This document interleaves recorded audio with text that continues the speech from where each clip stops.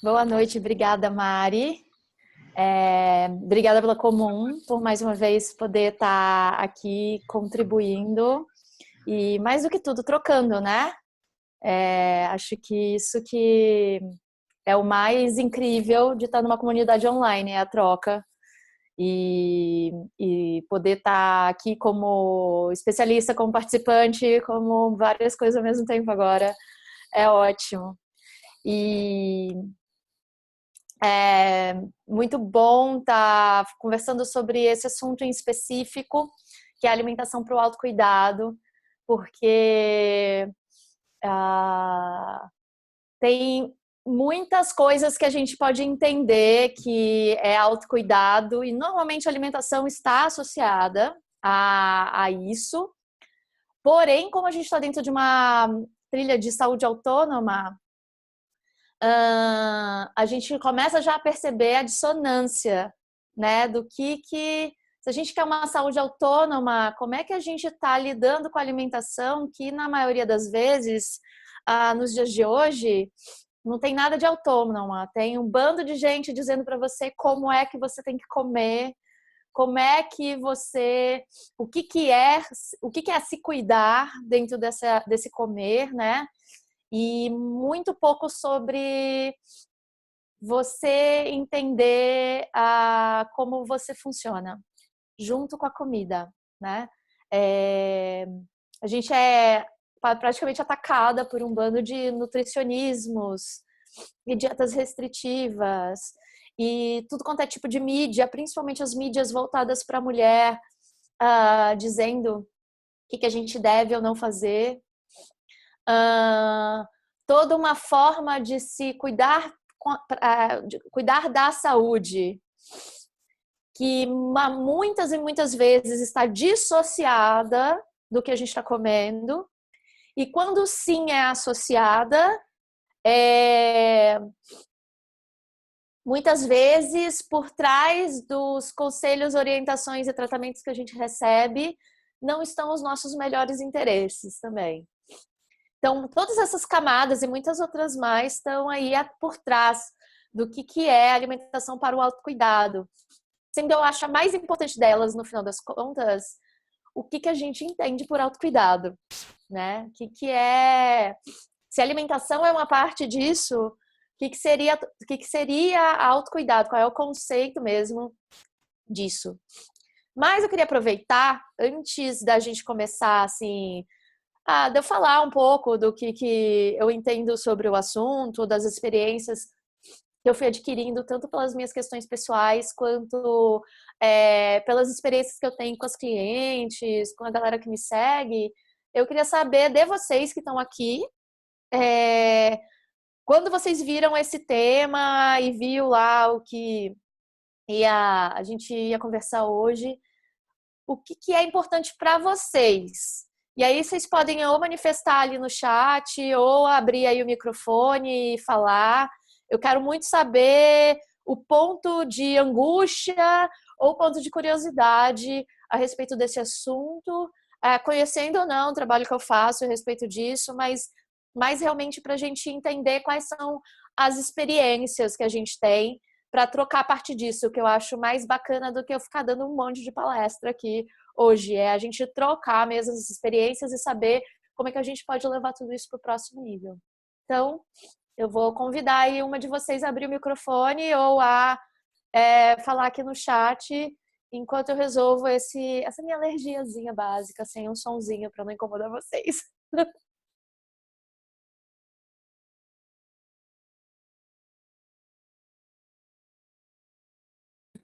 Oi, Melissa. Estão me escutando? Tá. Bom, aqui é a Priscila. Eu acho que uma curiosidade que eu tenho é como a gente vê muitas dietas e muitas informações sobre alimentação na internet, em todos esses meios que você citou, é muito como saber distinguir o joio do trigo dentro de todas essas informações que a gente recebe.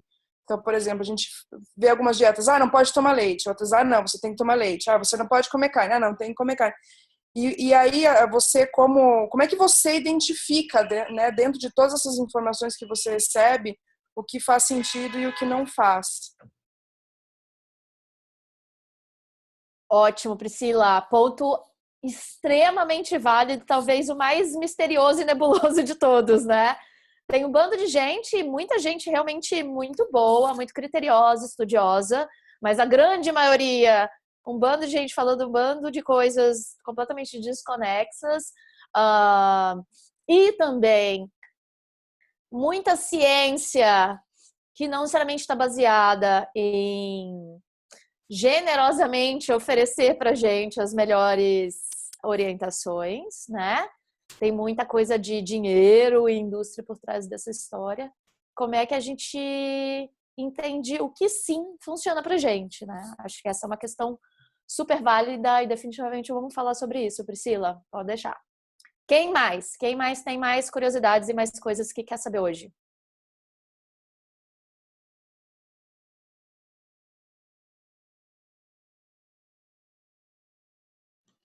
Bom, a minha duas principais questões assim, que eu acho que é como manter um equilíbrio no autocuidado e na alimentação em períodos de fora da rotina.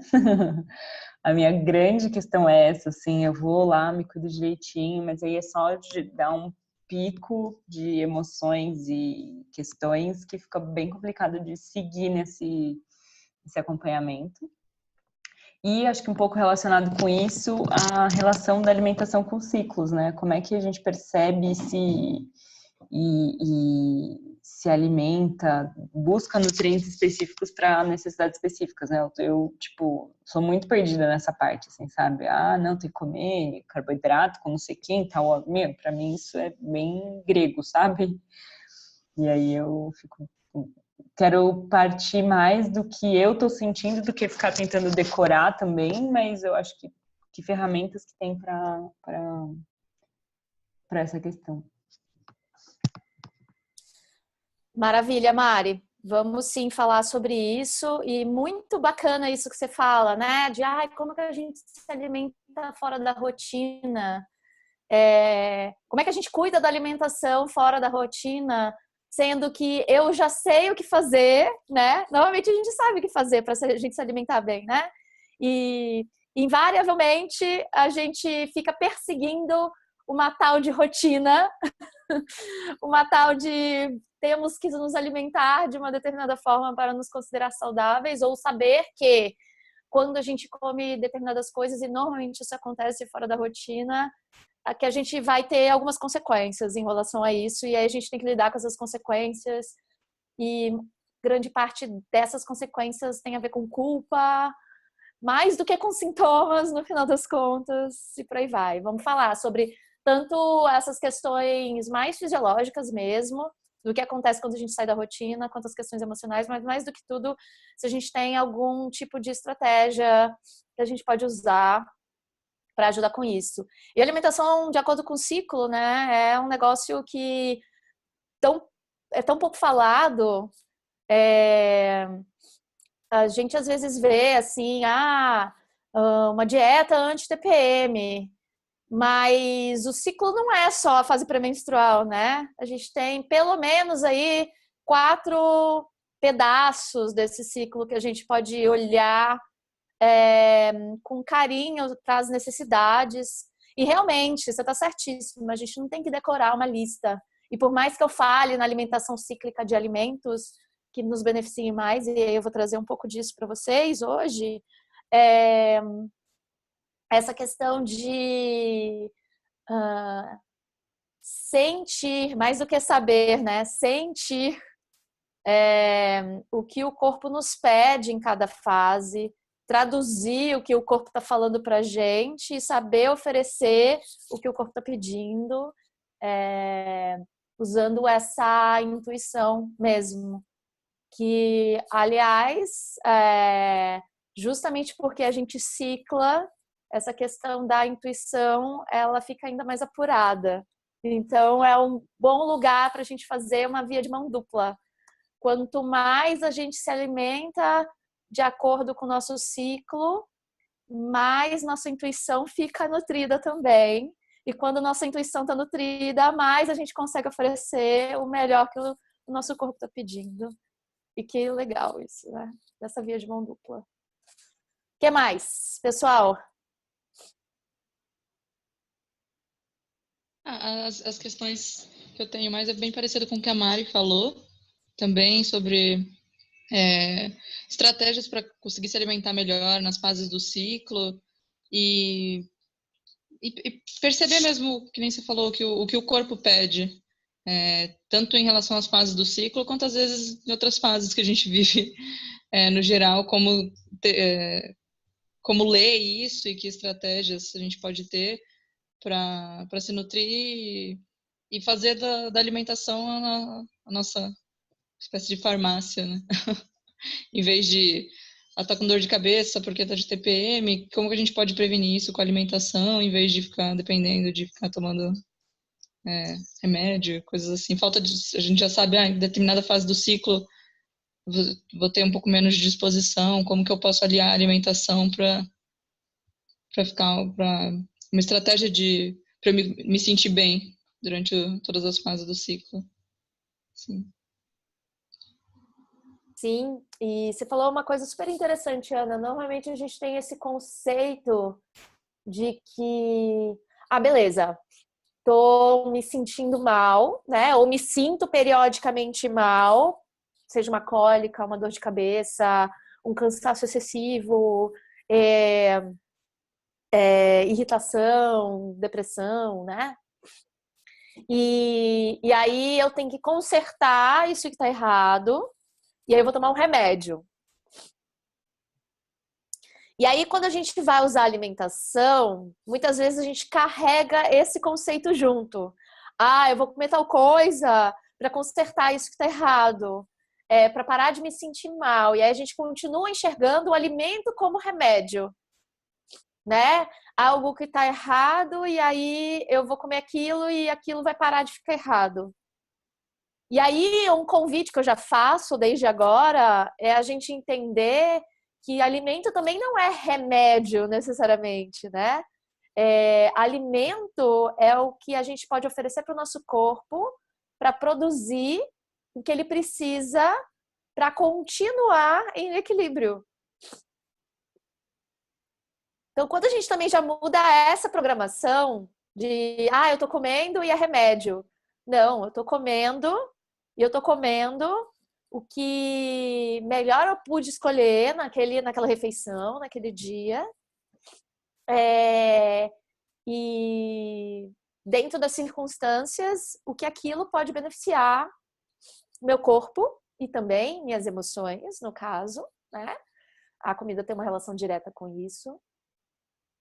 Para eu convidar meu corpo a continuar em equilíbrio. E se ele não está em equilíbrio, e lembrando que somos seres humanos, então nosso organismo, ele naturalmente, o equilíbrio é dinâmico, ele não fica estático num lugar só, né?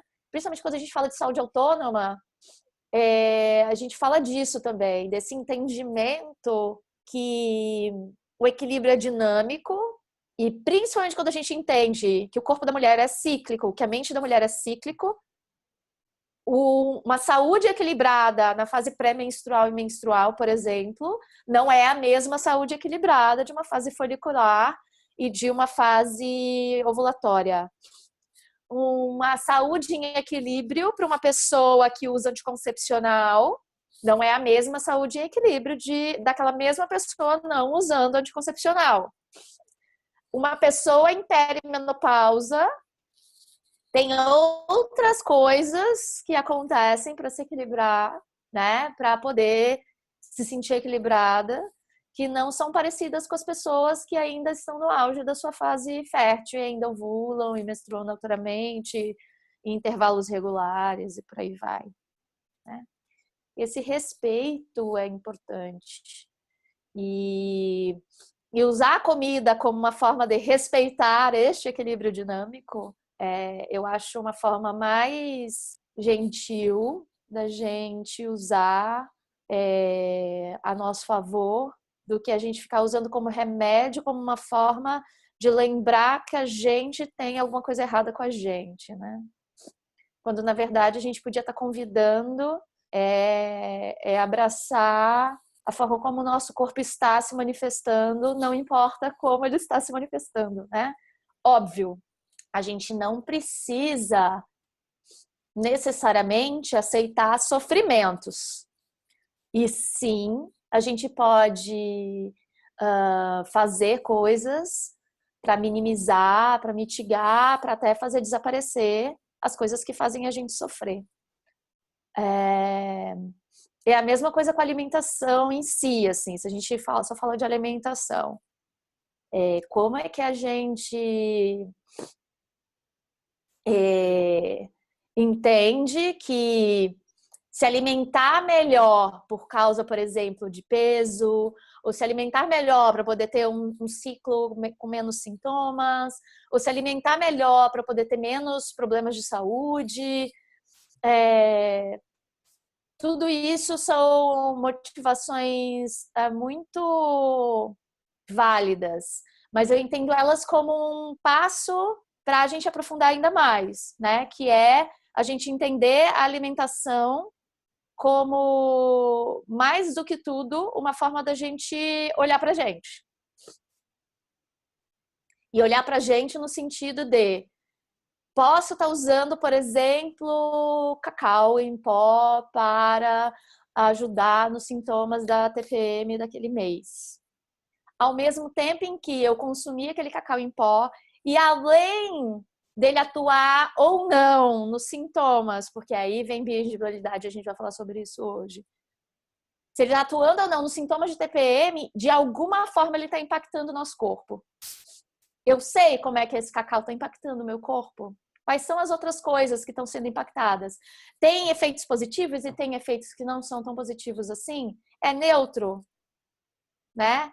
E convidar também essa história de que o alimento está conversando com a gente também, né?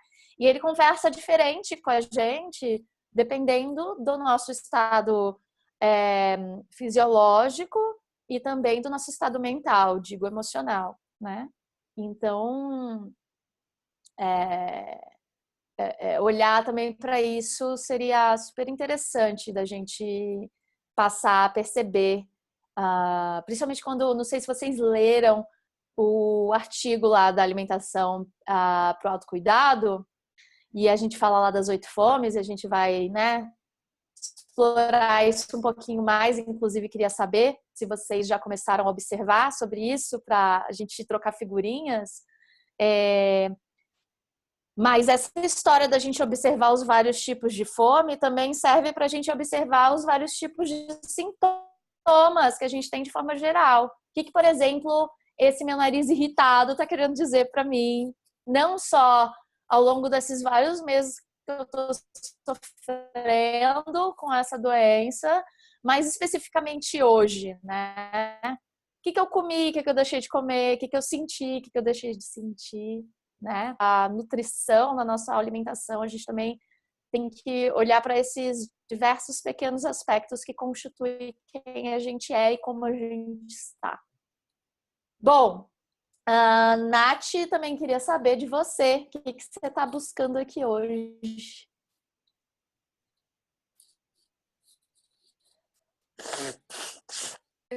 Eu acho que eu já fui contemplar. Acho que hoje eu acho que tô meio monotemática, assim, porque como eu tô com refluxo, tô de TPM, eu acordei com torcicolo, tipo assim, já não. Tô no auge da TPM, assim, então eu sei que tenho uma intolerânciazinha à gordura, por exemplo, aí hoje à tarde eu comi um bolo de chocolate que não era do jeito que eu tô acostumada a comer, aí tô sentindo isso, esse refluxo, assim. Mas é quase certeza que era o tipo de gordura que tinha no bolo, não era sobre o chocolate Mas é isso. Então eu tô meio, sabe, não tô conseguindo me atentar muito a outras coisas, tô com foco no meu umbigo aqui, tá?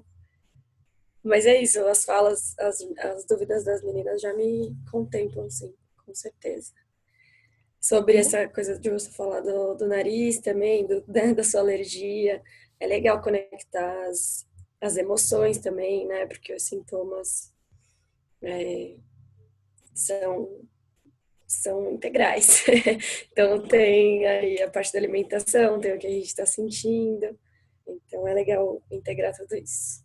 Estou toda ouvidos. Muito bom, muito bom. Muito bom você trazer isso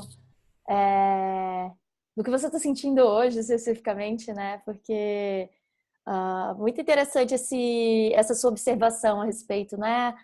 Puxa, tô na minha fase pré-menstrual.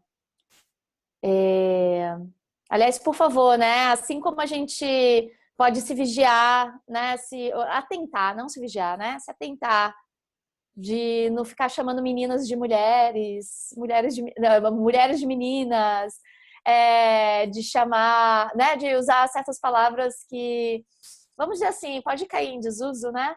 A gente podia também fazer a palavra TPM significando a fase pré-menstrual, significando, né, fase luteal também, que é um nome dessa fase antes da menstruação.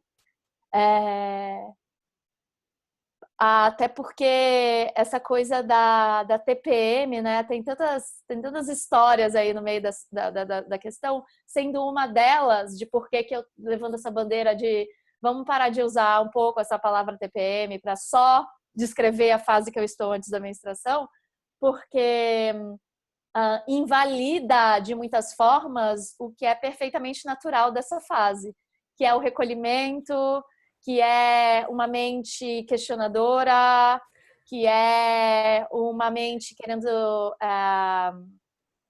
ficar mais quieta e precisando de preservar energia e por aí vai, né? No meu caso é literal, né? Porque eu acordo com torcicolo, então existe uma tensão muscular real. Sim, sim. Ela acontece. E aí essa coisa da gente, né, suscetibilidades, que é muito interessante você falar isso, né? A gente tem várias camadas de suscetibilidades e isso serve muito para também a gente observar sobre alimentação. Eu tive várias clientes que já vieram para mim e falaram assim: puxa, eu tenho uma amiga que ela come só besteira e a pele dela é linda, um pêssego. E eu tô aqui, tipo, batalhando minha alimentação cíclica e minha acne não me deixa, né? Isso é muito injusto. E eu falo assim, né? Tanto o DNA fisiológico mesmo, que tá dentro das nossas células, quanto o DNA emocional, né? A informação que a gente carrega dentro da gente, emocionalmente falando, fazem a gente manifestar as coisas de determinadas formas, né? E por que vocês estão manifestando hoje um refluxo com um torcicolo, com possivelmente sintomas emocionais, além da tensão propriamente física, né? Sintomas emocionais aí nessa fase. Muito interessante essa observação que você faz em relação ao bolo de chocolate, né? Primeiro porque exige olhar com um pouco mais de atenção para a composição daquilo que a gente come. E aí a gente começa o papo de bioindividualidade que eu estava falando para vocês que a gente ia começar. É interessante, e também aquela história assim, separar o joio do trigo que a Priscila estava falando, né? É muito interessante a gente sim poder ter acesso à informação, e isso é fabuloso nos dias de hoje, né? A gente tem acesso a muita informação. E a gente começou a ter acesso a esses nutricionismos, né? Eu sei a composição desse bolo. E a gente fala a composição do bolo não mais como açúcar, cacau, trigo, leite. A gente fala com foram as gorduras. Não fala assim, foi o óleo de soja, ou foi a margarina, ou foi a manteiga, né? Ou foi a gordura, ou foi o leite, que, né, também a gente sabe que contém gordura. A gente sabe que contém carboidrato simples. A gente sabe que não tem muitas fibras. E por aí vai. Então, a gente começou a adquirir esse vocabulário. Muito porque, né, há um bom tempo, a ciência vem estudando a fragmentação do que constitui os alimentos para a gente. Isso pode ser extremamente útil e pode ser extremamente confuso também, porque a gente para de enxergar comida e começa a olhar para aquilo como se, assim, é um bando de coisas que a minha mente pode saber dessa informação, mas eu não tenho nenhum tipo de apropriação para aquilo.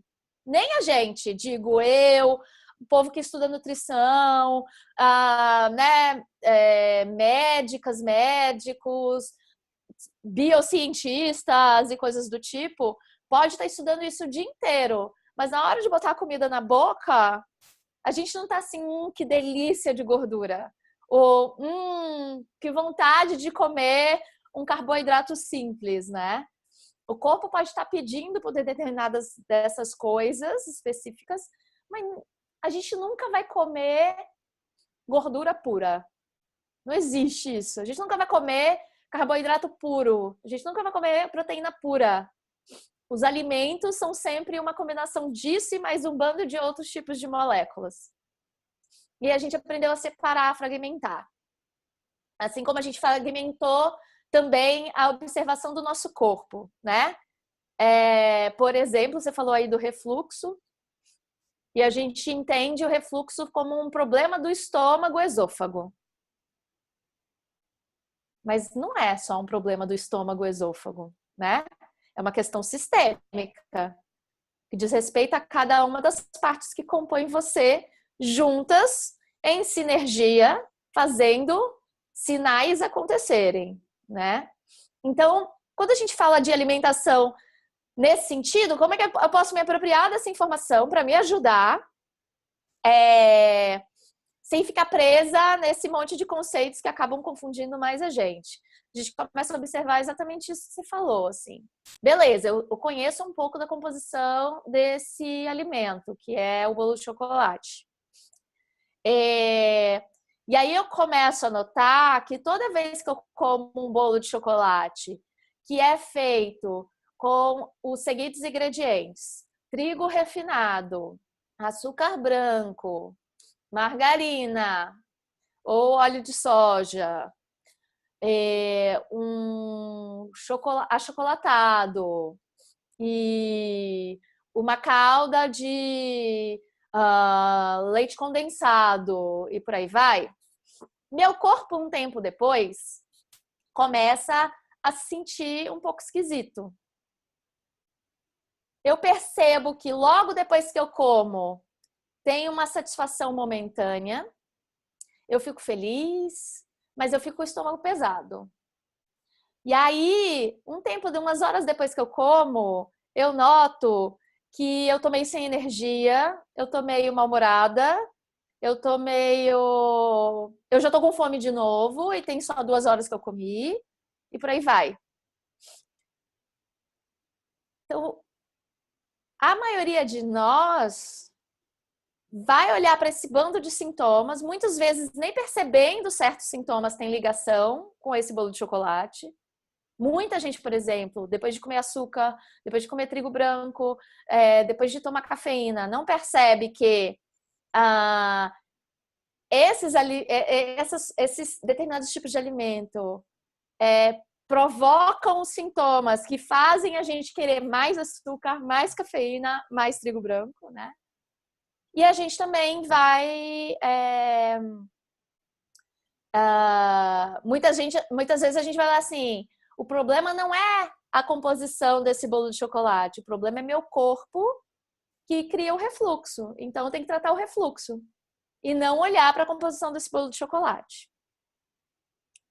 Como é que a gente pode usar essas informações todas para aprender a ter autonomia no nosso cuidado com a alimentação? Esse exercício de observação que eu acabei de falar para vocês é uma coisa super importante, principalmente quando a gente anota as coisas, porque a gente começa a perceber padrões. Quando a gente começa a perceber padrões, a gente é mais capaz de conseguir entender que alimentos ou que combinações de alimentos causam determinados tipos de sensações que eu tenho. E essas sensações, em conjunto ou frequentes ao longo de um tempo, começam a criar doenças. E tudo vai se compondo. Nunca é assim, o açúcar me causou isso. Porque a gente nunca come só açúcar puro, né? Então a gente tem que começar a prestar atenção em como as coisas vão se juntando, como as várias pecinhas do que a gente come e do que a gente sente vão se juntando para poder a gente entender que eu posso comer bolo de chocolate. Ou eu quero comer bolo de chocolate. Então, eu tenho algumas escolhas a fazer a partir disso. Eu posso comer e aceitar as consequências de estar comendo isso. Então, eu vou sentir refluxo.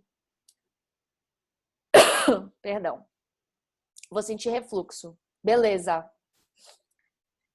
Eu vou ter que medicar esse refluxo. E eu tenho formas de medicar esse refluxo. Eu posso conhecer formas alopáticas e formas naturais de medicar esse refluxo. E assim eu vou seguindo a minha vida. E eu posso ir sentindo refluxo, refluxo, refluxo até isso se transformar, sei lá, numa gastrite, ou numa úlcera, ou em problemas nas minhas cordas vocais, ou em um desconforto muito grande e eu não começar mais a dormir, e mexe no meu sono, e por aí vai, né?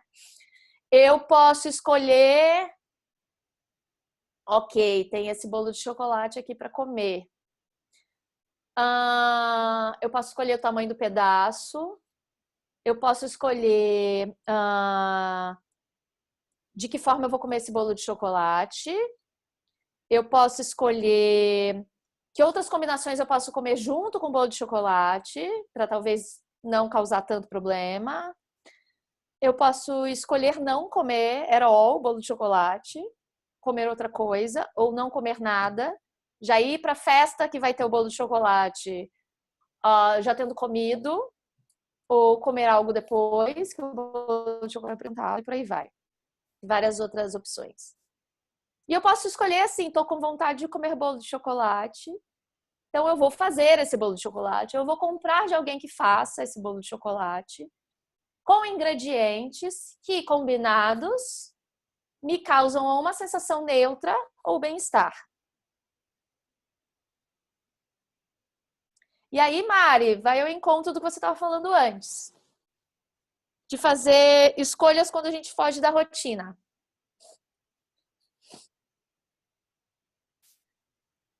Quando a gente pensa em começar a observar a nossa bioindividualidade, principalmente em relação ao impacto que os alimentos têm para a gente.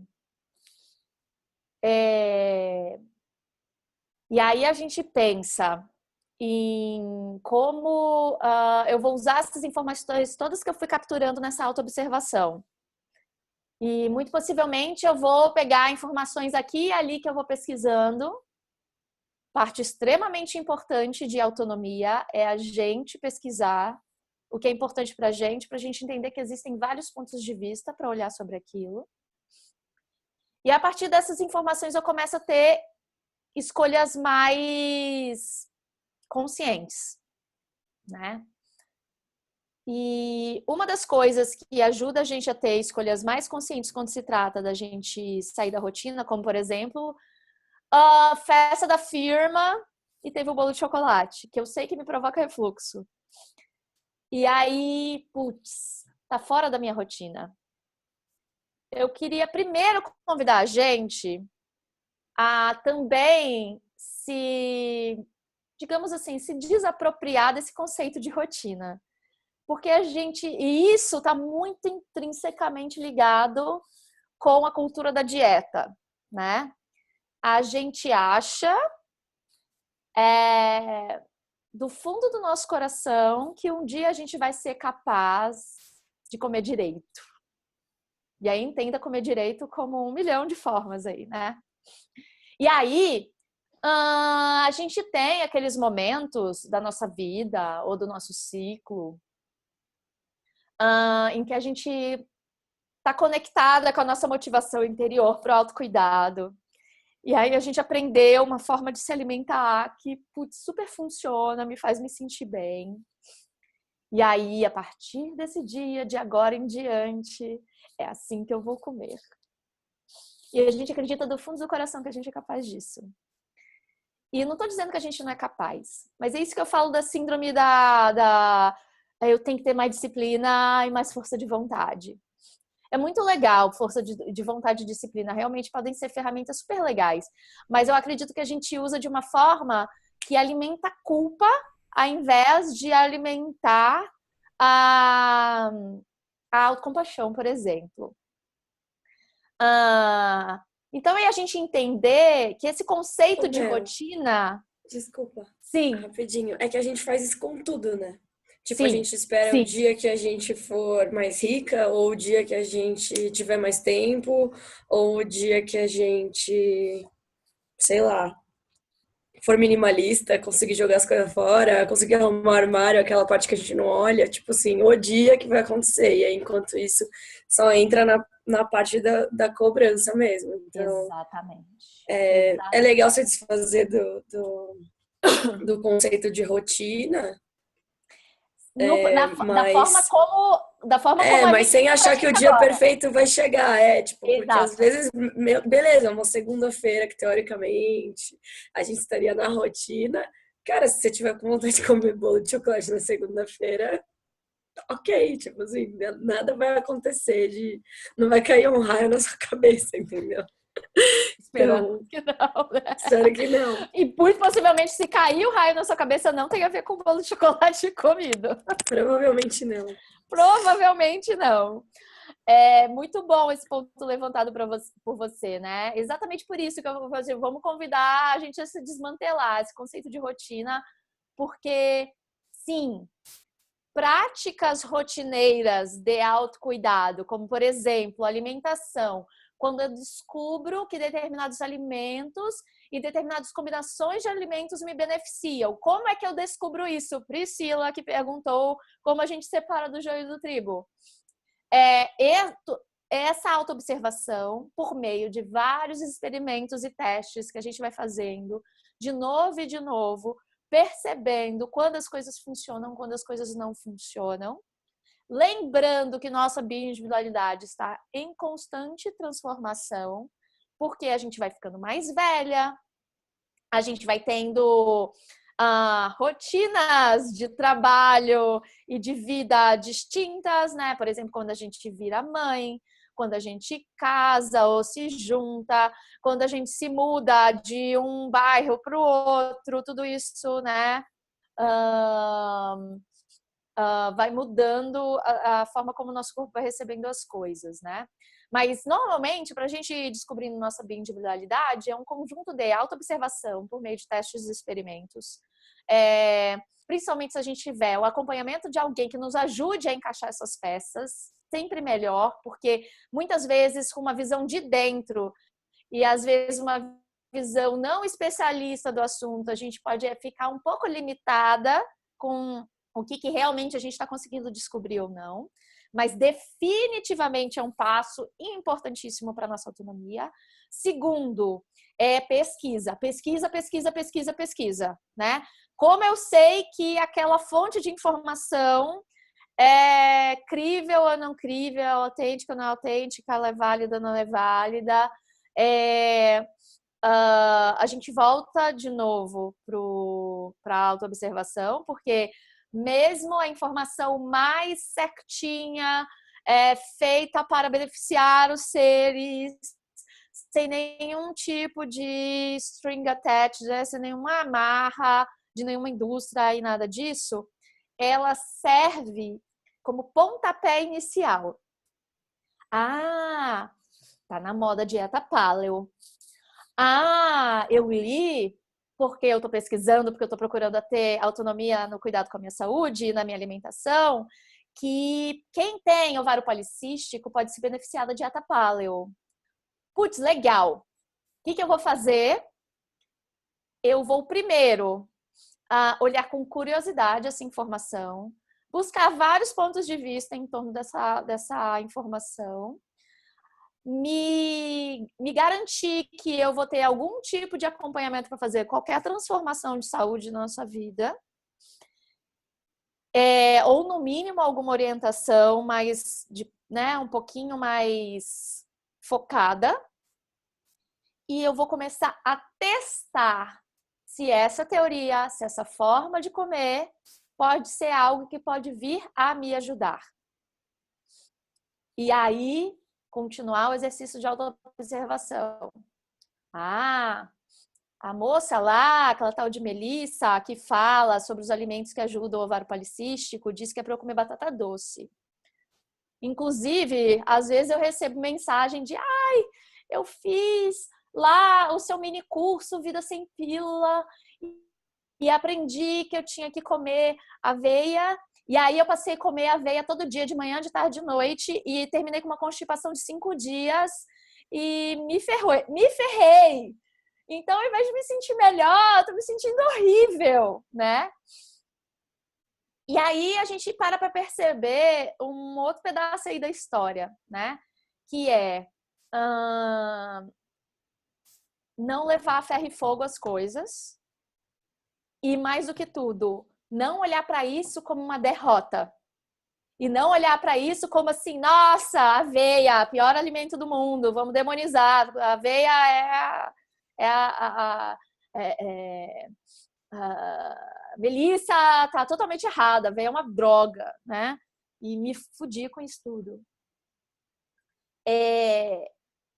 Muitas vezes a gente vai ter que começar a observar ajustes finos e começar a observar de por que a gente está tão angustiada e desesperada para colocar qualquer coisa que qualquer pessoa está falando para a gente que a gente tem que fazer para beneficiar a gente.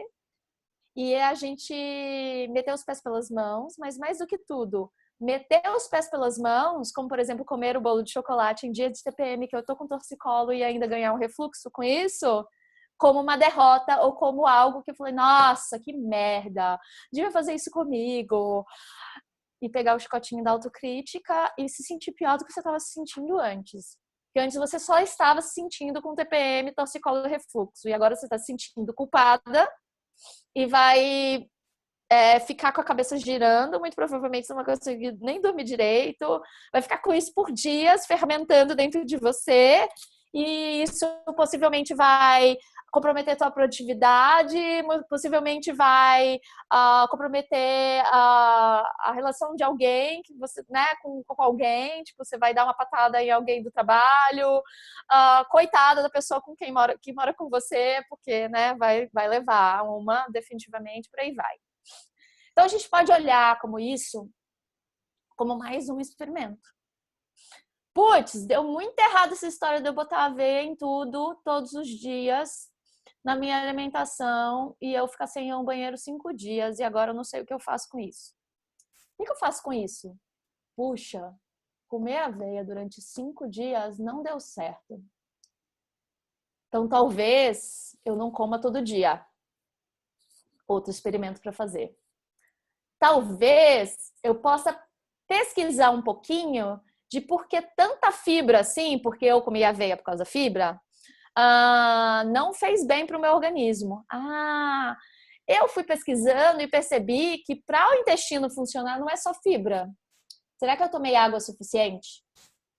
Será que a forma como eu preparei essa aveia, ela era a melhor forma para a minha bioindividualidade? Porque eu posso ter comido granola, barrinha de cereal, coisas secas, salpiquei aveia em cima do meu arroz e feijão. Então, talvez eu tenha que, sei lá, fazer um mingau, cozinhar em bastante água, comer junto com algumas oleaginosas, sementes, castanhas, porque elas também contêm gorduras. E por aí vai. Talvez realmente a aveia não seja compatível com o meu organismo. Talvez eu tenha que comer outros tipos de fibras.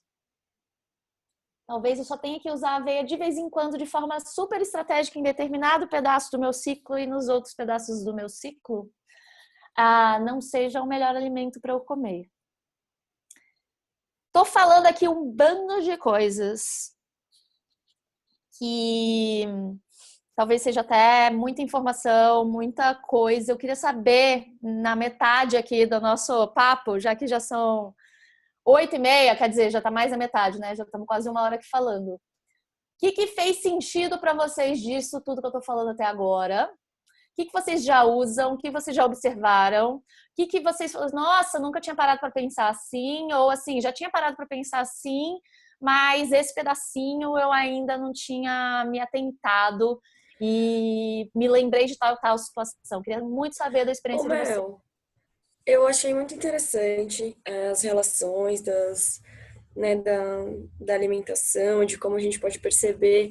Eu queria saber se você tem alguma sugestão de monitoramento desses sintomas ou quais sintomas são os mais comuns para o impacto da comida. Então, assim, tudo pode ser sintoma. Então, dor de cabeça, é, sei lá, alergia, nananana, tudo. Então, é como você está se sentindo e se você tem uma dica de como monitorar isso. Se, escreve exatamente na hora que comeu, ou escreve 2 horas depois, ou só escreve... como monitora isso, entende? Tipo, escreve no fim do dia, de tudo que você comeu no dia e como você se sentiu, ou é cada refeição. Porque a gente tenta perceber as coisas, mas falta método, entendeu? Porque daí tem uma hora que a gente não sabe se a gente está comparando mais banana com banana, se a gente não está viajando nas anotações e etc. Tem alguns métodos, Nath, que a gente pode usar para fazer isso. Um deles é exatamente isso que eu estava falando, a gente fazer esse monitoramento e sim, cada coisa que a gente comer, a gente sempre perceber como a gente está se sentindo fisicamente, mentalmente, energeticamente, emocionalmente. Logo depois que come, 2 horas depois que comeu, tá? Principalmente se a gente fizer mudanças na alimentação, qualquer que seja, a mínima que seja. Outra metodologia que é bem conhecida para a gente entender impactos do alimento na nossa forma de comer é a gente fazer experimentos com a primeira coisa que a gente bota dentro da boca naquele dia. Porque normalmente a gente vai estar em uma espécie de jejum de pelo menos 8 horas, melhor ainda se for de 12, né? A gente parou de comer algumas horas antes de ir para a cama, a gente dormiu aí cerca de 7 a 9 horas, e aí também bioindividualidade, para a gente entender quantas horas de sono a gente precisa, em cada momento do ciclo, inclusive. E então, nosso organismo vai estar, principalmente o sistema digestivo, vai estar em descanso.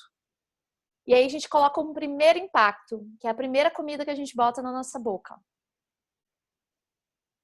E isso vai impactar a forma como a gente se sente o dia inteiro.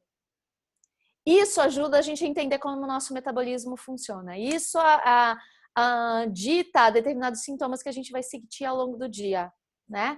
Principalmente se a gente está acostumado a tomar sempre o mesmo café da manhã, vamos dizer assim. E se a gente varia, começar a observar por que a gente varia. Por que eu tenho determinados tipos de fomes diferentes pela manhã também?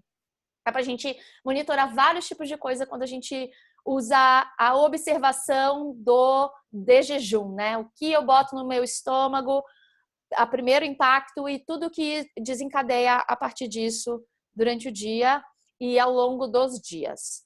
Existem métodos mais específicos também para fazer isso, para a gente conseguir juntar pecinhas. Outra metodologia são as chamadas dietas de eliminação. E as dietas de eliminação, elas normalmente são usadas e foram criadas, foram desenhadas para a gente diagnosticar intolerâncias e alergias, né? E muitas vezes a gente acha que intolerância e alergia são sintomas de diarreia, gases, constipação ou queimação de estômago, ou a gente acha que é ter urticária, ter rinite, como eu estou aqui agora, ou a gente acha que às vezes até a gente consegue ligar uma acne, um problema de pele, alguma coisa assim, ou uma dor de cabeça. Mas, às vezes também, fazendo uma dieta de eliminação, a gente também consegue descobrir que determinadas tensões musculares provêm de intolerâncias. Que a gente pode perceber que palpitações E ansiedades podem vir de determinados alimentos ou piorar por causa desses determinados alimentos. A gente pode perceber que cólicas menstruais podem vir de determinados alimentos, né? Como se normalmente se faz uma espécie de dieta de eliminação, que eu também super recomendo, que seja muito estudada, que seja acompanhada, mas que, se a gente vai fazer isso de forma autônoma, para a gente começar a se observar nesses exercícios de autoobservação, a gente pode começar retirando os alimentos que são mais conhecidos como os que provocam esses vários tipos de sintomas. E por que começou-se uma guerra a determinados tipos de alimento? Exatamente porque começou-se a observar que esses determinados tipos de alimento vinham causando um bando de mal-estares que para a maioria das pessoas era inexplicável e começou a ser explicável quando elas começaram a eliminar esses alimentos. Tá? Não vai entrar na seara de que, assim, por exemplo, estão descobrindo que o problema não é o glúten, e sim os agrotóxicos que são usados, e sim a forma como foi transformado o trigo, porque ele hoje tem mais glúten do que tinha há 200 anos atrás e por aí vai. Vamos pegar só o mais básico da história, que é exatamente isso. Coisas que contêm glúten, coisas que contêm laticínios, não só lactose, laticínios, porque, por exemplo, eu sou intolerante à caseína do leite, que é uma das proteínas, não só a lactose, que é um dos açúcares do leite, e muita gente não sabe disso, que pode causar muitos problemas. Soja, que se a gente parar para observar, até quando a gente está comendo mais natureba, muita coisa do que a gente come contém soja. E soja é um dos alimentos mais indigestos para o organismo humano. Tanto que, se você para perceber, as culturas que tradicionalmente usam soja, normalmente usam a soja já pré-processada. Normalmente, inclusive, fermentada, para poder outros bichinhos já pré-digerirem essa soja para a gente conseguir tolerar essa soja, né? E também vem aí de evolução de séculos e séculos daquela comunidade específica que, porque a soja cresce lá, conseguiu adquirir certas formas de lidar com essa soja também. Mas voltando para a dieta de eliminação. Glúten, laticínios, soja, algumas leguminosas como amendoim, algumas vezes até ovos,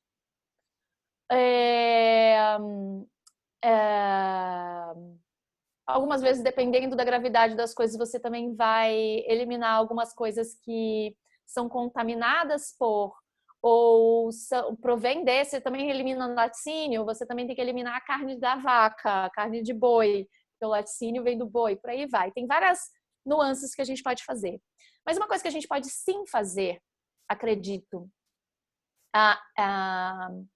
consigo mesma, é pesquisar quais são os 5 alimentos que mais causam alergias e intolerâncias. E eu vou escolher por uma semana ser super Caxias, fazer inclusive todas as comidas em casa, preferencialmente, para eu não ter nenhum tipo de contato com esses alimentos.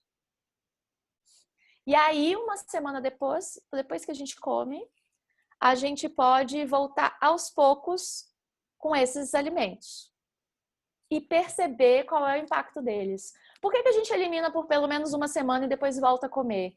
Exatamente para a gente observar quais são as reações que o nosso corpo tem. Como é que eu descobri que eu tinha intolerância à laticínia? Eu não fiz exame, eu fiz uma dieta de eliminação. Exatamente isso que eu descrevi para vocês.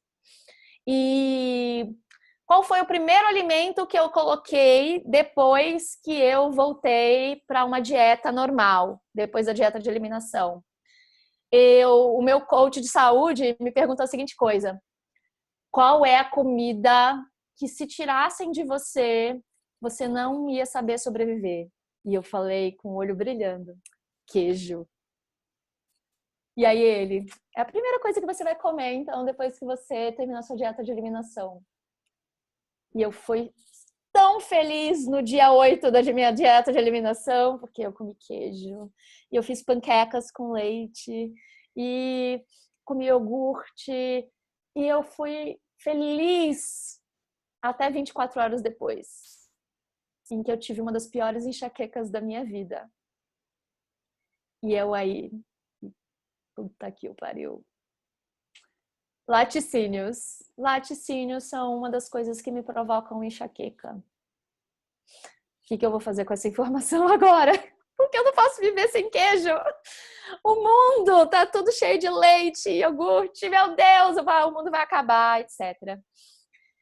Ok, eu tinha a informação na mão e aí eu consegui começar a fazer escolhas a partir disso. Eu podia escolher continuar sentindo enxaqueca, como muitas vezes eu já comi queijo, senti enxaqueca, constipação, fiquei com gases durante sei lá quantos dias, uma crise de rinite gigante, e por aí vai, né? Então, essa é uma forma que a gente pode usar para olhar para os sintomas e considerar exatamente isso que você falou. Tudo pode ser um sintoma da alimentação. Porque assim, não estou dizendo que seu torcicolo foi causada pela alimentação, mas a predisposição a alimentação é um dos fatores que contribui para que seu organismo reaja da forma como ele está reagindo. Dá para entender? Ótimo. Dá sim, mesmo porque eu tô morrendo de medo de você falar do sanduíche de queijo de cabra que eu comi ontem quando eu tava com você, que eu vou ficar muito magoada. Então, assim, por favor, tá? A gente se restringe aqui, a gente continua o assunto, que eu não vou parar de comer queijo de cabra. É uma vez a cada ano. E a nossa reunião. Pelo amor dos meus netos. Não quero saber. Eu não vou falar do refluxo também, não. Não, mas olha, o negócio não é só o bolo de chocolate. Não, mas o bolo de chocolate é real. O negócio do refluxo, porque eu tinha comido esse bolo já no... É um bolo que eu trouxe da casa da minha mãe e tal, e não foi ela que fez, e aí a gente sabe que, tipo, minha mãe é super natureba, daí ela já não tinha gostado, já não tinha caído bem, mas tá muito gostoso, mas a gente sabe que, né, já usa um tipo de óleo ou alguma coisa que a gente não tá acostumada, mas é que tá doce, tá muito bom, mas realmente tem o preço aí, e aí é isso. Sim, é isso que eu tava falando, assim, né, não entender, tem o preço, tem uma consequência. Tem. E beleza, tudo tem consequência nessa vida, né? Eu sempre conto o conto da minha mãe e a rúcula. Minha mãe adora verde. Ama comer salada, sempre foi uma coisa que ela amou comer. E, pô, rúcula é uma das coisas mais saudáveis que a gente pode comer, né? Mas para ela, não necessariamente. Ela comeu rúcula um pouquinho a mais e ficou com uma indigestão por 3 dias. Né? Então, ela aprendeu. Inclusive agora, sendo acompanhada por uma médica integrativa, que folhas verdes para ela, na maioria dos dias, ela tem que comer cozidas e não cruas. E ela, ai, minha salada! Tem hora e tem época do ano que ela pode comer salada, mas ela sabe que ela não pode comer salada todos os dias. Isso compromete a capacidade digestiva dela. E aí a gente tem que olhar, beleza. Eu tô sofrendo muito com essa indigestão, com essa perda de peso. No caso dela, ela perdeu muito peso, não tá nada feliz com isso, ao contrário de muita gente que gostaria. Eu e ela, por exemplo, a gente tem o oposto. A gente tem uma dificuldade muito grande de manter peso. Eu, pelo menos, tinha. Depois que eu comecei a investigar tudo isso, tô com o peso estabilizado já há uns bons anos, o que é muito feliz para mim. E sempre fui muito triste com o meu peso.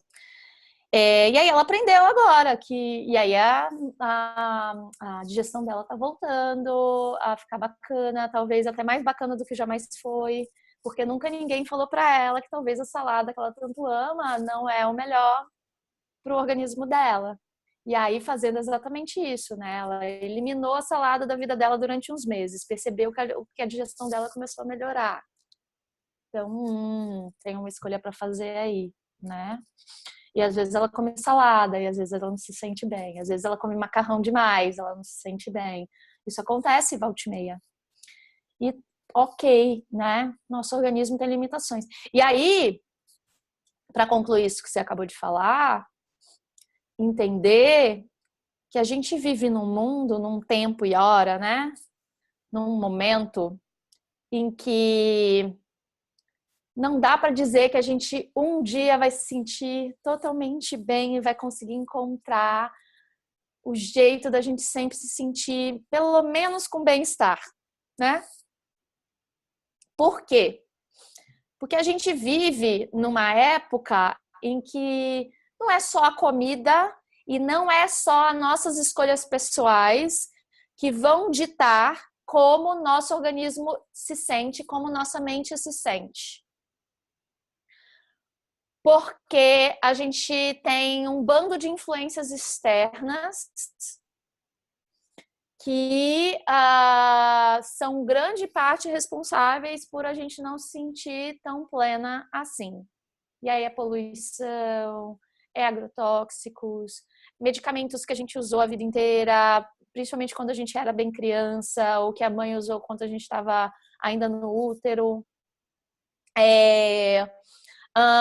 Produtos de higiene, beleza, de limpeza, 1 trilhão de formas que o plástico é usado na nossa vida e que é uma das coisas que mais bagunçam nossos hormônios.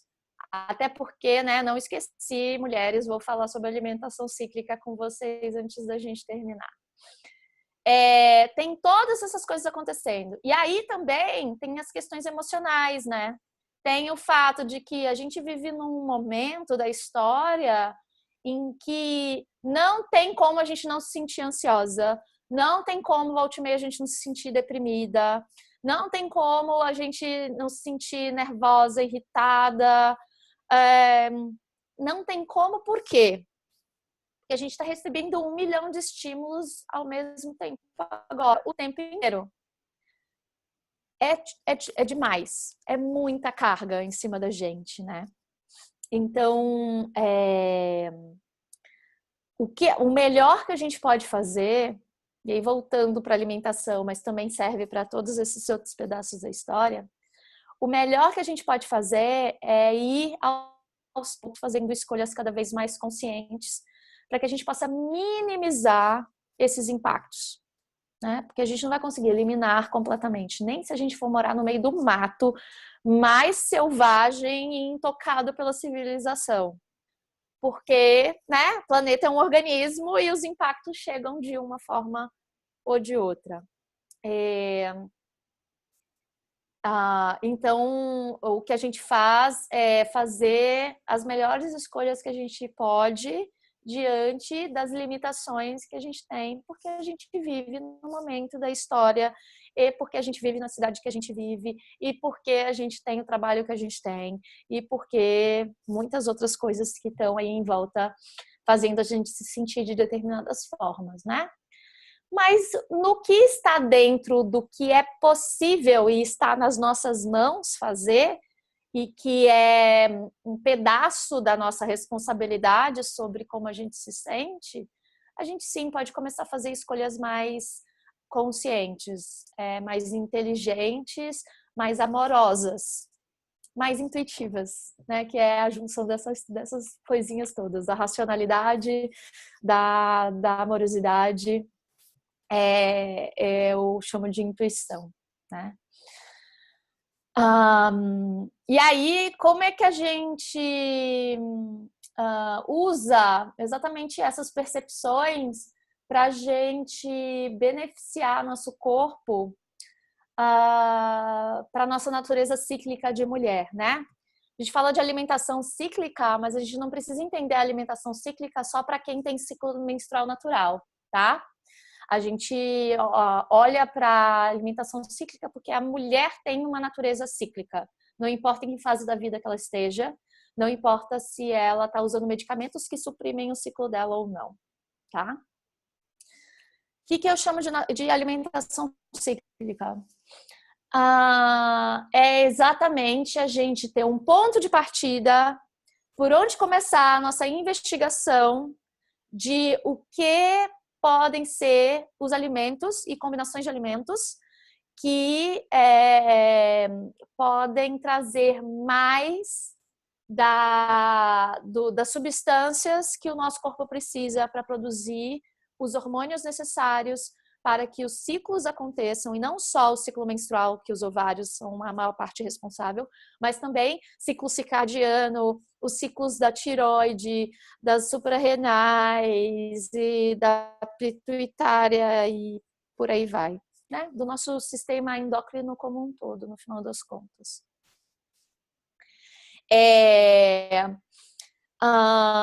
Mas a gente se baseia no ciclo menstrual, porque mesmo que a gente não menstrue naturalmente, a gente tem no céu uma referência super legal que é a Lua, né? Normalmente a gente se conecta com as fases da Lua, quando a gente fala de fases da mulher também.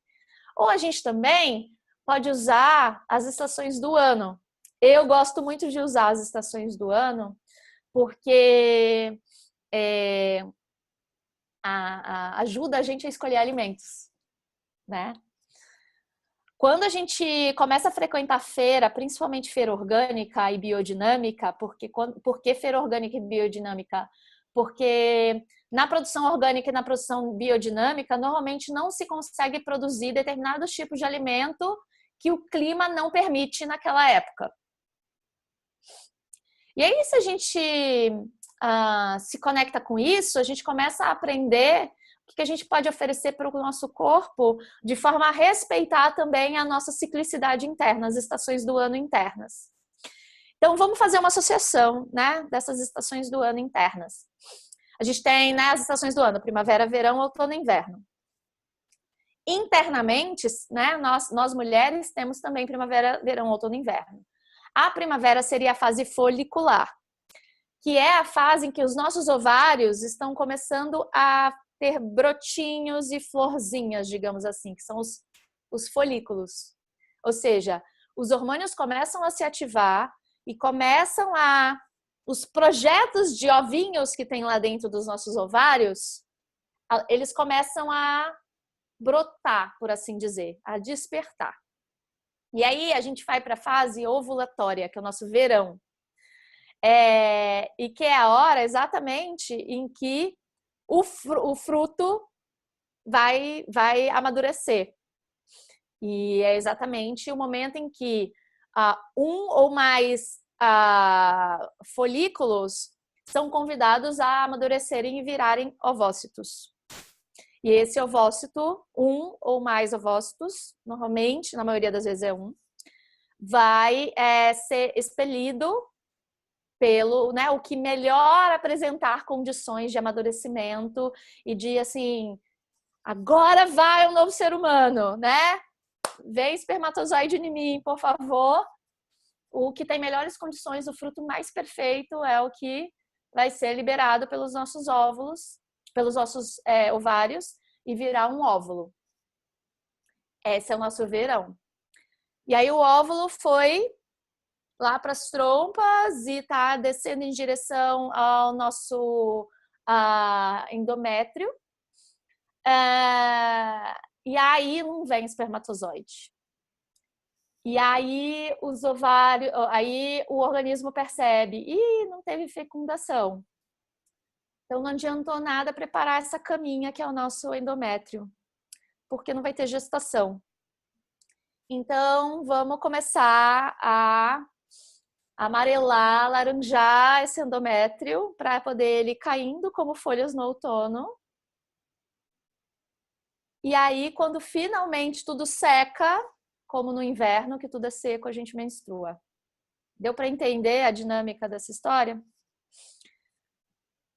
E aí a gente pode entender também que a gente pode usar os alimentos e as épocas, né, que esses alimentos, os alimentos que mais aparecem nessas épocas para a gente se alimentar ciclicamente. E aí a gente pode se alimentar ciclicamente no ano, de acordo com as estações do ano, e também pode se alimentar ciclicamente de acordo com as estações internas, tá? E então vou dar um exemplo de mulheres que têm ciclo natural, ou seja, elas ovulam ou tentam ovular, né, nem todas que menstruam naturalmente conseguem ovular todos os meses e menstruam. Então, a gente vai usar essa referência de fase folicular, fase ovulatória, fase luteal e fase menstrual para trazer mais dos alimentos que vão trazer os nutrientes necessários para essa gangorra, essa montanha-russa. Parece mais uma montanha-russa quando a gente vê o desenho do gráfico. Essa montanha-russa hormonal. Como é que essa montanha-russa hormonal se desenha? Primeiro, na fase folicular, a gente começa a produzir os diversos hormônios femininos. Os 4 principais são estrogênio, progesterona, hormônio luteizante e hormônio folicular estimulante. Então, na fase folicular, todos esses hormônios começam a subir de nível lentamente. E aí, o corpo está se preparando para ovular. Para ele se preparar para ovular, ele precisa de muito desses hormônios todos, cada um em um nível e cada um em um momento. O primeiro deles é o estrogênio. Então, seria muito legal que na fase folicular, e principalmente na fase ovulatória, a gente pudesse trazer alimentos que vão ajudar a produzir esse estrogênio. Ao mesmo tempo, tem a progesterona aí também. Ela vai começar a subir. Só que ela realmente só tem seu pico depois que o óvulo é liberado. E oficialmente a gente entra na fase luteal, a fase pré-menstrual. Então a gente precisa de progesterona alta na fase luteal, para ela ir caindo lentamente depois. Se a gente não tem progesterona suficiente, a gente vai sentir muitos sintomas de TPM ou de cólicas depois da menstruação. Se a gente tem estrogênio demais, também sente muito. Como a gente pode ter estrogênio demais? Lembra da história da soja que eu estava falando, que é onipresente na nossa alimentação? Lembra a história dos plásticos, que está em tudo o que embala as nossas comidas? Os agrotóxicos, maquiagem, essas coisas todas, poluição, etc. Tudo isso ativa como xenoestrogênio no nosso corpo. O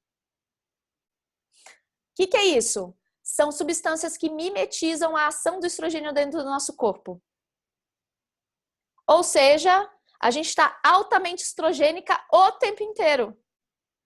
E aí, o corpo quer produzir estrogênio natural no momento em que a gente precisa, e aí é estrogênio demais.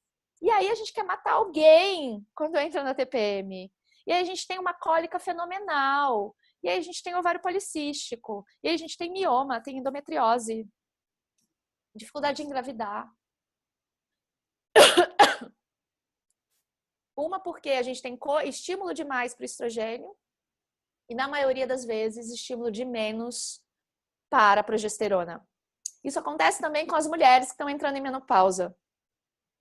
Elas não estão conseguindo produzir estrogênio suficiente para passar essa fase de forma mais tranquila, sem calores, sintomas, etc., depressão, porque tem essa ação do xenoestrogênio há muito tempo no organismo delas.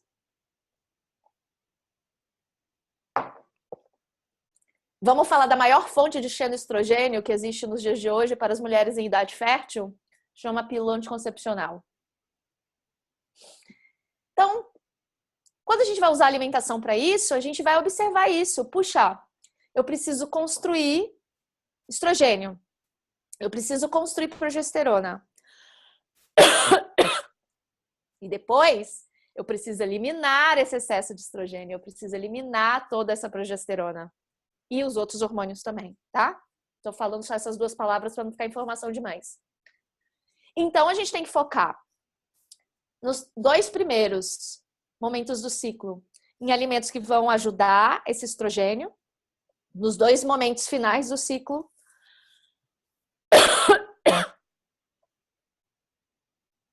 Veja, o nariz agora tá na garganta, gente. Vamos lá. Nos 2 momentos finais do ciclo, a gente vai ajudar o corpo a eliminar esse estrogênio. e a ter um bom nível de progesterona. Um pedacinho dessa história de alimentação cíclica. Então, se a gente pensa em primavera e verão nas 2 primeiras fases, a gente vai pensar em quê? Alimentos que eu posso acrescentar. Alimentos que estão mais presentes na primavera e no verão. Por exemplo, na primeira fase do ciclo, eu não falei que parecem brotinhos e florzinhas e folhinhas e coisas começando a vir para a vida, né? Então a gente pode já começar a fazer esse tipo de escolha. Ah, vou trazer mais folhas, vou começar a trazer brotos, vou começar a trazer flores e vou começar a trazer. Se eu vou trouxer um grão, se eu trouxer uma leguminosa, uma oleaginosa, se eu trouxer alimentos, assim, primavera e verão pedem coisas leves, né? A gente tá tudo crescendo para cima. Então vamos observar coisas que têm essa energia mais expansiva. Então, alimentos que crescem para cima, alimentos que são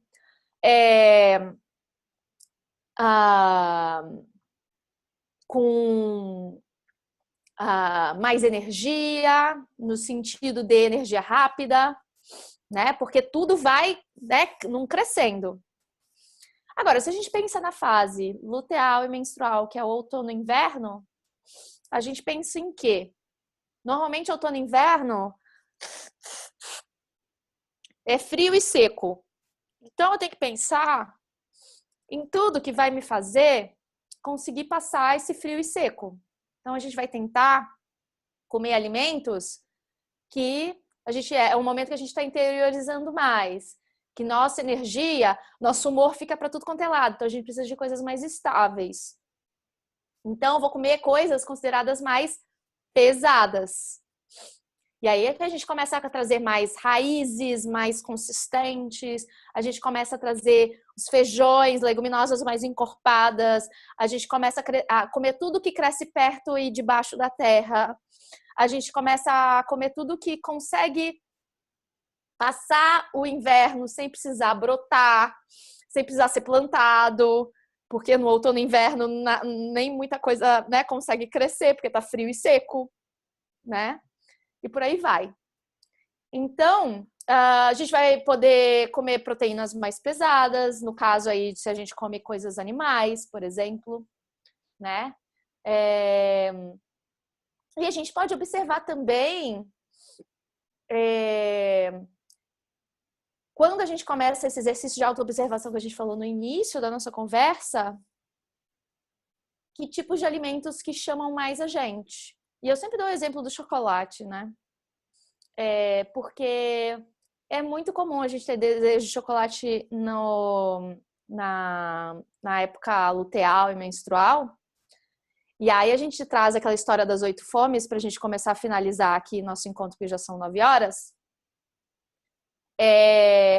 Que é normalmente uma fome que a gente tem dificuldade de ter informação, que é a fome celular, né? Que é a fome de determinados tipos de nutrientes. E aí, quando a gente pensa no chocolate, desconstrói os pedacinhos do que compõe um chocolate, né? Normalmente o chocolate vai ter, primeiro, muito açúcar. E por que a gente busca muito açúcar? Porque a gente precisa de muita energia guardada, que nem um urso, antes de entrar em como é que fala? Em aquele retiro que ele faz, né, durante o inverno, que ele dorme um tempão, esqueci a palavra. Hibernar. Antes de hibernar, o urso vai comer um montão para poder ele aguentar o inverno dormindo todo sem precisar sair para comer, porque tá frio do capeta lá fora. Ele vai comer o quê? Alimentos muito ricos em gorduras e proteínas pesadas. Ele vai comer salmão, por exemplo, né? Que é um peixe que tem bastante gordura, mas pelo amor de Deus, gente, salmão aqui no Brasil passe longe, porque a maioria é criadouro rico em quê? Soja, antibióticos e por aí vai. Nada saudável. Quer comer peixinho que realmente vai ajudar a gente? Se você come proteínas animais, quer comer gorduras, fontes de gorduras animais bacanas, come sardinha fresca, cavalinha, manjubinha, esses peixinhos pequenininhos são as melhores fontes. E o mais bacana, quando a gente come esses peixinhos pequenininhos, normalmente a gente consome ele com as espinhas e tudo. Olha a melhor fonte de minerais para o nosso organismo. Ossinhos de outros bichos. E aí você pode usar dos peixinhos e também fazer caldos, né? Com osso de boi, com osso de galinha, com ossos de peixes. Ah, Melissa, sou vegetariana vegana, não posso comer ossos. Algas é outra fonte de mineral incrível, porque elas vivem aonde? Em um ambiente rico em sais minerais. Então a gente vai colocar tudo isso para dentro naturalmente. Por que a gente precisa tantos minerais, principalmente na fase luteal e de tantas gorduras, né, na fase luteal e menstrual? Porque justamente a gente vai perder muitos nutrientes pelo sangue menstrual, por exemplo. Então a gente precisa já ter um banco, né, uma reserva dentro do nosso corpo para poder a gente menstruar mais tranquila e com menos sintomas. E para a gente finalizar sobre essa alimentação de acordo com o ciclo, que esse é só um pedacinho da história que eu ensino, né? Mas eu acho que já deu, espero, Mari e Ana, que a gente vai falar muito mais lá, porque a Ana está fazendo o acompanhamento comigo lá do Ame-se por Inteiro.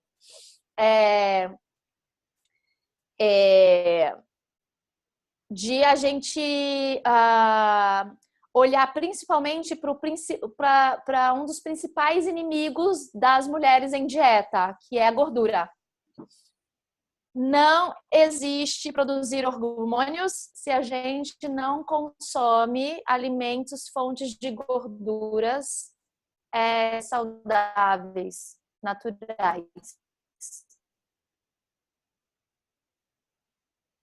Então, a gente tem que desaprender nas dietas, tá? Porque isso colocou a gente em muitos riscos, inclusive de doenças cardíacas, de menopausa precoce, infertilidade e câncer. Então, a gente tem que aprender também que tem determinados tipos de gorduras que nos ajudam a construir esses hormônios, né? Eu estava falando aí dos peixinhos gordurosos e também das oleaginosas, né? A gente também pode aprender que tipos de oleaginosas a gente consome em cada fase do ciclo, né? Eu, por exemplo, sempre falo que uma oleaginosa super legal é o gergelim, que é fácil de encontrar e que a gente pode usar de várias formas, né? Em preparações doces e salgadas. E que é uma das melhores fontes de minerais que a gente pode ter pra gente. E ele vem com gordura junto também, né? E é uma semente. Então a gente pode começar a fazer as pazes com as gorduras assim. Abacate, outra fonte de gordura incrível, que por anos e décadas foi execrado porque abacate engorda, é muito calórico. Muito pelo contrário. Outra dica da gente comer intuitivamente é o que os chineses já estão fazendo há milênios. Observa as formas dos alimentos. Observa a forma dos nossos órgãos. Sempre tem uma ligação ali de nutrientes que não são necessários. Já pararam para pensar no formato do abacatinho? É igualzinho o nosso útero. E ainda tem uma sementinha dentro. É muito perfeitinho, assim, como é nosso corpo feminino, sabe? E o abacate é um dos melhores alimentos para promoção de progesterona que a gente tem, que é um dos principais hormônios para a gente ter não só menos sintomas de ciclo menstrual e ficar mais calminha, mas para conseguir ficar grávida. Sem progesterona, o útero não consegue manter um feto que, né, um fetinho que foi gerado, né? Então, é muito, muito, muito importante, principalmente para quem está buscando aí algum dia a maternidade engravidando, né? Porque tem várias formas da gente ser mãe também. Não vamos deixar ninguém de fora nessa história. Então, queria saber de vocês, de tudo isso que eu fui falando aqui, o que foi bacana, o que vocês tiraram do nosso papo de hoje para a gente ir encerrando aí, né, dona Mari, que já passamos um pouquinho do tempo. Se bem que a gente começou uns minutinhos atrasada, vai.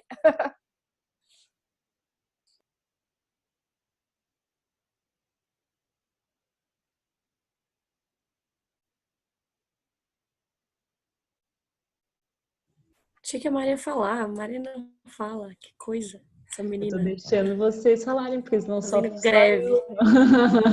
Não, comentem vocês. Eu tenho muitas coisas para comentar mesmo, mas comecem aí. Não, eu gostei de tudo. Achei que tem que monitorar. Agora tem que estudar melhor, assim, isso, mas tem que olhar esses alimentos aí. Não estão processando. Sim, bastante informação, né? Sim. Muita informação. Priscila, você que não está sem câmera, então a gente não consegue ver você reagindo, caras de espanto, caras de nossa, isso é legal, de nossa, essa Mel tá falando bando de merda. Não, acho super legal. Acho que você passou vários dados assim que eu nunca tinha pensado a respeito. Até essa questão de alimentação em relação ao ciclo não era algo que eu tinha muito no meu radar.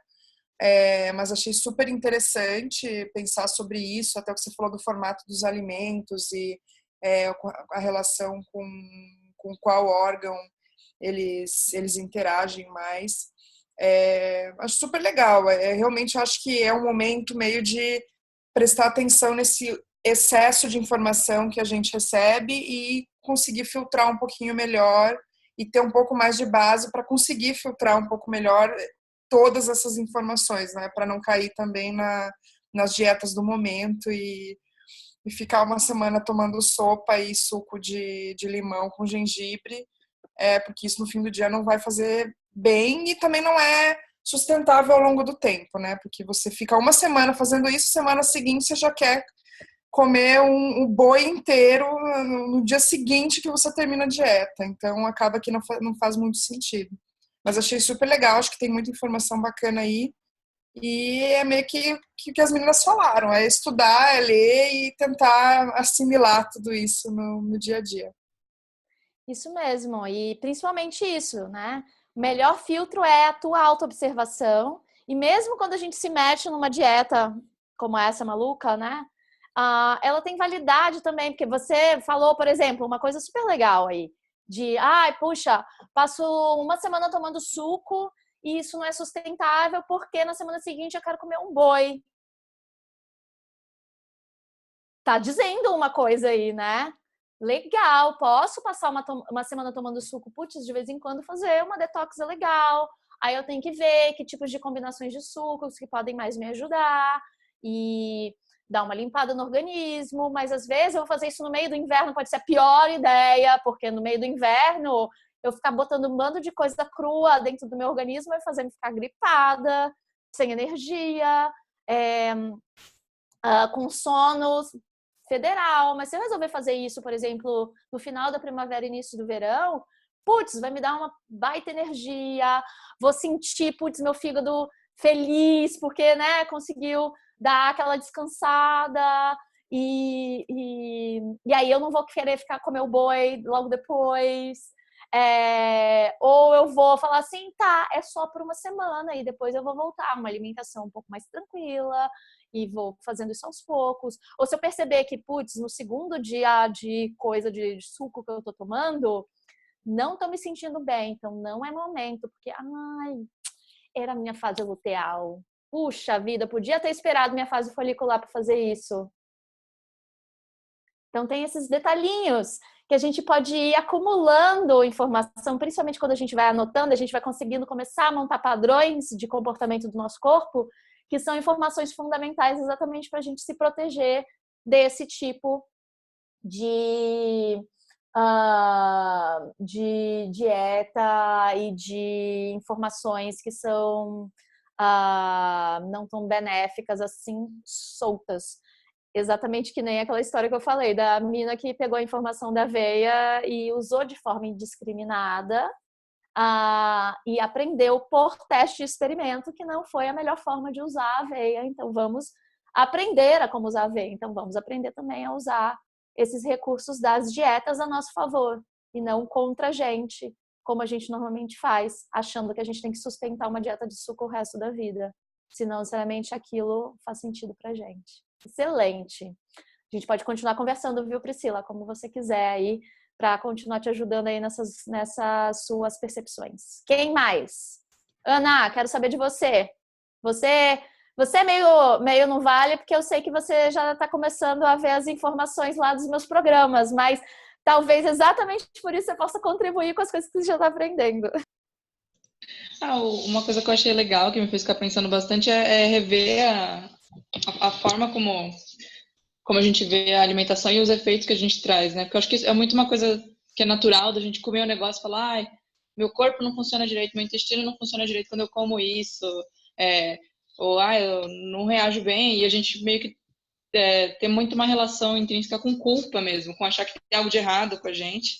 Eu achei legal pensar nisso, de que não é um problema, não é que a gente tem algo de errado, é pensar que entender essas relações, mas sem fazer um julgamento de valor, né?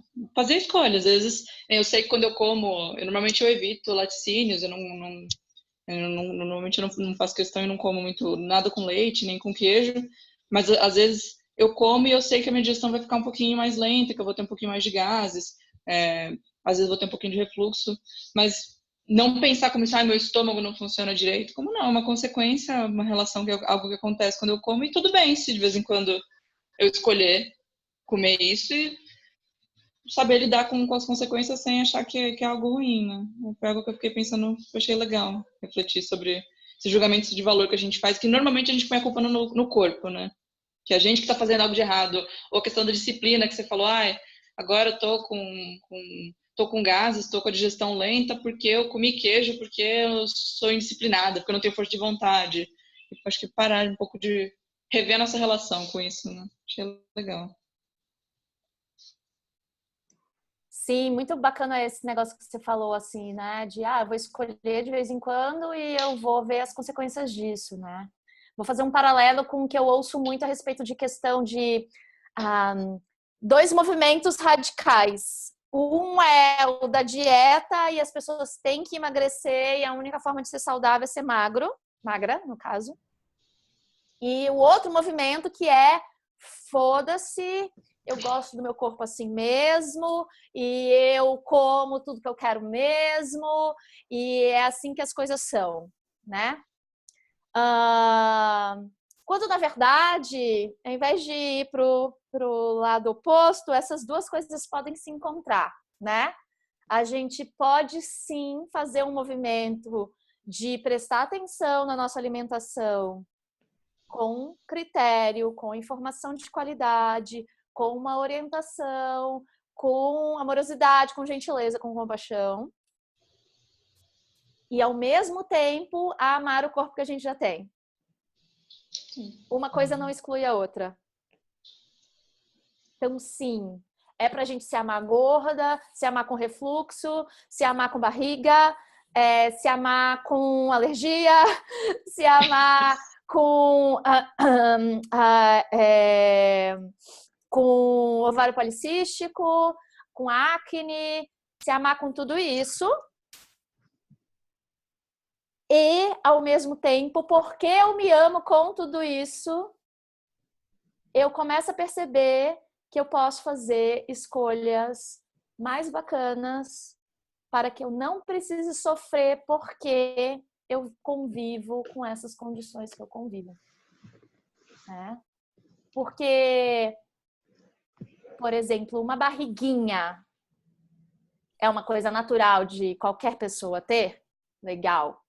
Mas uma barriguinha também pode significar um excesso de cortisol no sangue, ou seja, o corpo está constantemente estressado. Então, eu posso vir a ajudar meu corpo a equilibrar melhor meus níveis de estresse e de cortisol. Inclusive por meio da alimentação, porque uma das coisas que mais causa estresse no nosso corpo é a forma como a gente come também. Então, eu amo a minha barriguinha e, ao mesmo tempo, eu estou prestando atenção que talvez eu tenha que olhar com um pouco mais de carinho também para minhas suprarrenais.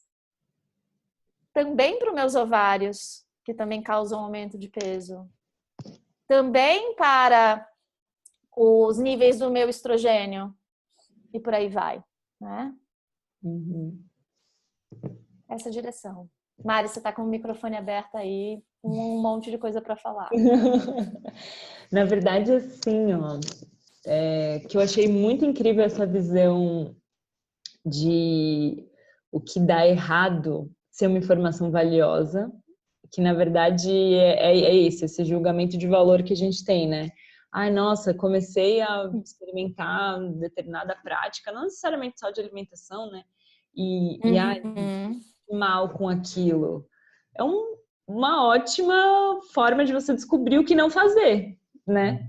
Então, é muito difícil alguém te recomenda, você leu, você descobre alguma prática, algum alimento, e aí, pela experiência da outra pessoa, você ter certeza que aquilo serve para você, só experimentando mesmo, né? Então, eu acho que se enxergar como esse laboratório é muito incrível, né? Claro que é isso, não ter medo de experimentar, mas também as doses de experiência são, vamos dizer assim, pontuais, né? Ah, então, nossa, tô comendo aveia há 5 dias, tô constipada, mas eu vou persistir. Isso também, né? Daí, eu acho que quando a gente está, né, comprometida com essa autoobservação, não passar batido em questões como essa, né? Confiar nos desconfortos, no que está sentindo, isso eu achei muito maravilhoso, assim, de observar. E a tua explicação dos ciclos foi a melhor de todos que eu já ouvi na vida, assim. Essa coisa de eu amo usar a observação da natureza para a gente aprender tudo. Eu sempre falo, você está com algum problema na vida? Pergunta para sua planta como que ela resolve. E aí, nossa, olha para o jardim e pensa, como é que os ciclos naturais lidam com desequilíbrios, com invasões, enfim. E eu acho que olhar para os ciclos para entender como o nosso corpo funciona, nossa, visualmente, né? A gente consegue entender e absorver muito mais fácil. Então, para mim, esses 2 foram os aprendizados mais importantes, assim, do que a gente falou hoje. Mas, nossa, foi uma aula, assim, sério, eu adorei demais. Amo sempre te ouvir, né? Mas sempre uma contribuição, assim, eu achei maravilhoso. E eu fiquei só pensando assim, puta, tal pessoa precisava estar vendo isso agora, daí eu vou só ficar encaminhando as pessoas. Nossa, você precisa ver, rolou isso. Você precisa ver esse conteúdo. Inclusive, né, dona Nath, a gente está aprontando umas coisas para a gente conseguir se aprofundar um pouco mais nesse assunto que a gente está falando aqui. Quer falar um pouquinho do que a gente vai vir pela frente? A gente não vai terminar esse papo por aqui hoje?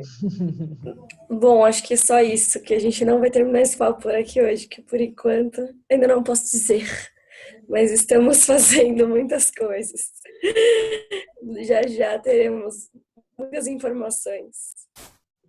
Eu acho né? até... A gente vai... Eu acho Fala, até, Mari. a gente está começando a pensar em alguns encontros recorrentes sobre determinados assuntos na comum, porque eu sinto às vezes que a gente faz um encontro sobre alimentação, outro sobre tal assunto, e aí a gente precisa... Esses assuntos, principalmente esse tema de saúde autônoma, mas eu acho que tudo, né, de todos os assuntos que a gente aborda na comum, são coisas para acompanhar, né, para essa observação vir com o tempo. Então, acho que a gente pode pensar, além das experiências presenciais, eu dando spoilers, né? Mas pensar também em recorrências online, assim, né? Como é que a gente pode extrapolar esse assunto para além da trilha e ter essa consistência, porque eu acho que isso ajuda muito, né, nesse tipo de acompanhamento mesmo. Sim, acho uma excelente ideia a gente fazer assim, puxa, 6 meses depois da trilha de saúde autônoma ter começado, como é que vocês estão? Puxa, e quem não estava na comunidade naquela época, vocês já checaram os materiais de saúde autônoma? Quem esteve 6 meses depois, onde está, né? Meio que fazer um arquivo do Faustão, assim, e saber o que aconteceu, o que colocou em prática, o que fez sentido, o que assim, não, Mel, não fez sentido isso, ou não, galera, eu durante um tempo fez, mas depois aconteceu tal coisa, e aí eu me perdi, e aí eu tô com dificuldade para voltar, como é que faz, né? Preciso de ajuda, e por aí vai, né? Eu acho que seria super válido. E, bom, eu também tenho lá os acompanhamentos, né? Para quem quiser mais informações, quem quiser também entender melhor como que é ter um acompanhamento de alguém que ajude nesse processo, também estou à disposição, porque eu sei que não é simples encontrar pessoas que possam nos ajudar em criar autonomia. E eu falo que esse é o meu principal problema de negócio. Eu quero que as pessoas não continuem minhas clientes. Porque, não, óbvio, né? Saúde autônoma não significa não ter ninguém mais para cuidar da gente. Significa usar com inteligência seres que se dedicam a estudar e a cuidar das pessoas, né? Nos momentos em que elas são necessárias, incluindo médicas e médicos e tratamentos alopáticos e remédios alopáticos, né? Às vezes eles são sim necessários, mas usar isso com critério e inteligência. Mas é isso, assim, da gente realmente buscar olhar para a gente como seres que são inteligentes, como seres que sabem de si melhor do que qualquer outra pessoa e que muitas vezes a gente só precisa de um encorajamento para a gente acreditar na gente de novo. Ou talvez acreditar pela primeira vez na vida, porque a gente nunca foi incentivada a realmente acreditar na nossa sabedoria. Principalmente isso que você falou, né? A gente é a manifestação da natureza. A natureza tem ciclos e tem formas das coisas acontecerem. Regras, tem leis, né? As coisas acontecem de determinadas formas. E normalmente a doença e o desequilíbrio vêm exatamente quando a gente tenta forçar coisas para fora desses ciclos, né? E aí a gente pode muito aprender com a nossa natureza interna, observando a natureza externa. E para mim, a minha forma favorita e eu acho a mais fácil da gente se conectar com a natureza é o alimento. Principalmente o alimento, né, vivo, fresco. O alimento que eu chamo de comida de verdade, né? Eu acho que essa amarra aí o nosso papo de hoje. Muito bom, muito obrigada, adorei demais. Disponham. Meninas, alguém quer adicionar alguma questão, tirar alguma última dúvida para a gente ir encerrando por aqui? Queria agradecer a presença de todas. Muito obrigada, bom. Viu? Nosso próximo muito obrigada. Nosso próximo encontro vai ser com a Ellen, do coletivo. Vai ser aberto, gatas. Vai ser aberto, chama geral.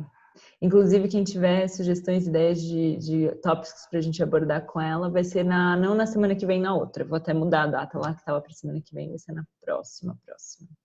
Qual que é o tema específico, Mari, que a Ellen vai falar? Então, a gente estava querendo que ela trouxesse alguma coisa sobre autonomia, porque a gente já teve o hangout com a Alana, né? Que deu um panorama mais abrangente sobre autonomia, enfim, diante do ginecologista, né? Mas a gente queria trazer alguma coisa de autoexame agora.